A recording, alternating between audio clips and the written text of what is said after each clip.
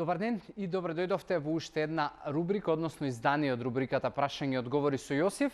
Стандардно, секој од вас кој што сака да направиме интеракција, да ми постави прашање и да се обидам да го најдам одговорот, може да го направите тоа користејќи ги броевите на телевизија Телма, најчесто користејќи го мојот Инстаграм профил и да ми пишете во приватна порака, Ask Јосиф е моето корисничко име, или пак да ми пишете, можеби користејќи го хаштагот и да објавите те јавно прашање за кое што ќе се потрудам да ви дадам одговор.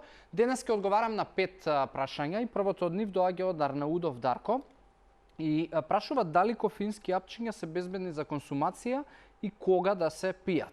Дарко, кофеинот пред се имам зборувано, мислам наназад, дека е добар како начин да човек го си помогне во менталниот фокус, да си помогне можеби во повеќе енергија, особено во делови од денот кога тоа е попотребно или можеби во делови од денот кога чувствуваш некаков пат на енергија.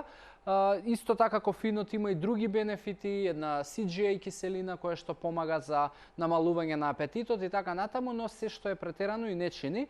Конкретно еве за кофеински јапчиња како начин за побрзо да внесеш ти кофеин во телото и да не губиш време, можеби да правиш одреден чај или кафе, се окей. Она што не успеав да најдам и најверојатно не ни постои е тврдење дека можеби имаат некаква закана или го загрозуваат твоето здравје, така да имаш зелено светло. Нормално, гледај да не претеруваш со кофеин и најдобриот начин за да си обезбедиш долгорочна енергија е прво да видиш дали кофеинот ти е потреба.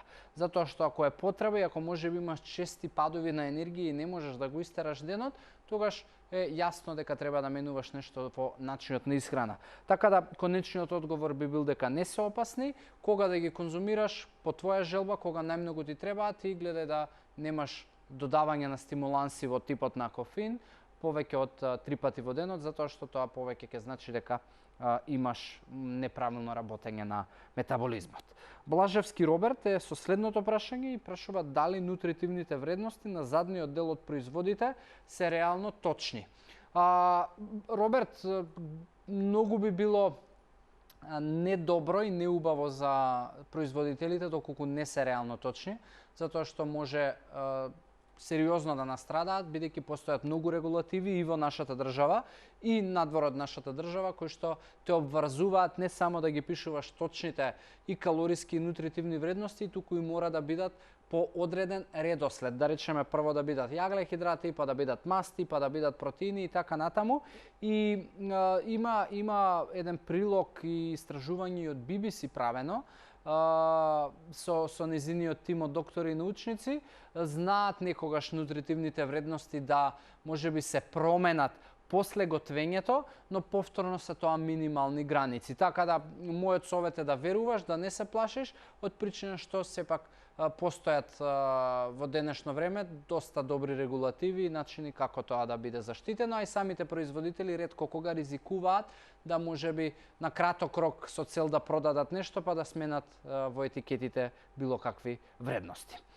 Следното прашање доаѓа од Мустафовски и вели дали и кои суплементи се добри за предвежбање и конкретно БЦА и аргинин.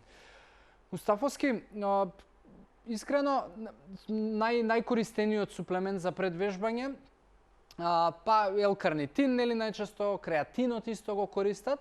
Конкретно ако ме прашуваш, јас користам чај термоджетик се вика, кој што е збир од 7-8 билки и прави термогенеза, има во него и кофеин и ми дава енергија и некаде обезбедува 70 до 100 калории потрошени. Не ги користам креатин или L-карнитин. БЦА исто така е препорачливо и добро да се користи. БЦА ти се, значи од 21-та аминокиселина кои што ги формираат сите протеини, 3 се издвојуваат и се викаат brain chain amino acids, односно БЦА скратено.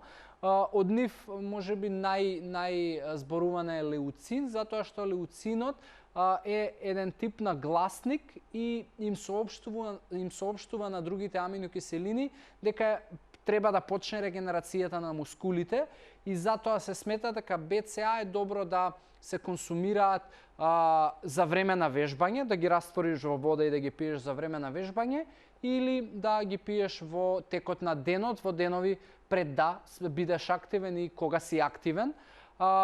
После вежбање јас би ти препорачал протеин како шејк да го додадеш за да ти обезбеди добра регенерација.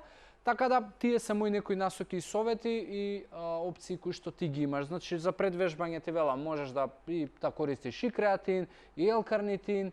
Ја користам термоджетикс чај, можеш гуарана да користиш, билката гуарана, не гуарана енергетскиот пијалок, за време на вежбање БЦА и после вежбање обавезно протеински шејк. Мими го има следното прашање и вели дали джвакање на мастика помага во намалување апетит и слабење. Мими, мојот одговор да у старт беше воопшто и се уште е воопшто, затоа што би било глупост да човек очекува преку джвакање на мастика да слабее, но она што успеав да го најдам како научни студии и факти е дека практично джвакањето на мастика може да предизвика дополнително трошење на калории. Од една страна, со тоа што ја мрдаме вилицата, е пресметано дека 3 калории на час може да се потрошат, но она што дополнително прави разлика е тоа што откуцаите на срцето се менуваат откако ќе почнеме да джвакаме мастика, затоа што се менува начинот на кој што ние дишиме и при тоа се зголемуваат откуцаите на срцето, но тоа сепак е далеку од доволно за човек да очекува да му се намали апетит или да слабее. За намалувањето на апетит најдов исто така дека може да повлијае, но не со сите мастики, затоа што сите мастики имаат некогаш различни вкусови, на различен начин се засладуваат. Некои се засладуваат со сорбитол, кој што па може да поттикне диареја, други се засладуваат со аспартан, кој што па се поврзува со зголемување на апетитот, така да има и вакви и такви студии и тврдења, и тоа е се во зависност од типот на мастиката и од нејзиниот можеби додадена арома и вкус. Не очекувај дека ќе те ослабе, не очекувај дека ќе ти намали апетит, чисто ради себе џвакај си ја, нема ниту па некоја сериозна штета да ти направи, но слабењето поврзува и го со начин на исхрана и со начин на живот, не очекувај вакви работи да ти придонесат топење на масти. Ивана го има последното прашање и вели која вода е најдобра, флаширана, од чешма или филтрирана. Ивана, ова го имам и многу на нас зборувано, но вредеше да повторно го зборувам, затоа што па најдов и доста поквалитетни студии и факти поврзани со ова. Значи, некаде флашираната вода, ако не се лажам, се појавува 70-тите години, колку што успеав да најдам, од причина што многу луѓе почнале да се жалат од микробиологијата која што ја има во онаа вода која што тогаш доаѓала од чешма, за да подоцна се хлорира и да се обезбедува да биде прочистена од тие органски молекули, бактерии и така натаму и се што може да се создава во водата. Од друга страна, па повторно има и студии кои што велат дека и хлорирањето на водата поттикнува создавање на други органски молекули кои што може да направат проблеми и да се поврзуваат дури со некаде од 5 до 27% појава на рак на мочен меур. Но повторно, многу луѓе се лажат дека флашираната вода е далеку подобра од таа од чешма. Нема никаква врска, нема ниту еден научен факт и студија која што вели дека е флашираната вода многу подобра опција од онаа од чешма. Исто и со филтрираната. Знае да елиминира нешто од микробиологијата, но повторно луѓето често се мрзливи, не ги менуваат на време филтрите од апаратите или можеби оние садови кои што ги имаат дома за полнење на вода, па често знае филтерот после одредено време да биде дури изворот на контаминација на водата. Така да ако мене ме прашуваш ја што би одлучил, ја константно користам вода од чешма. Може би се нафатил да користам вода од чешма која што ќе помине преку можеби оние филтри за вода или садови кои што имаат филтри.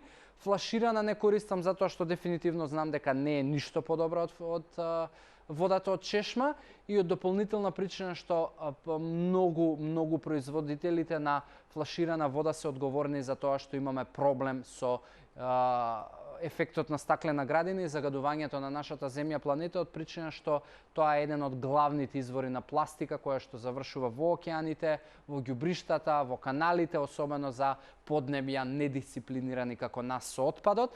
Така да, мојот дефинитивен одговор е да од чешма и можеби евентуално со некаков додаден филтер, но не флаширана вода.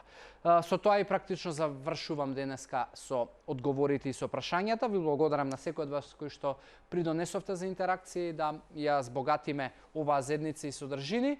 Ми останува за крај да ви посакам здрави животни навики, да ви посакам убав ден и да се видиме повторно следната среда. Чао, чао!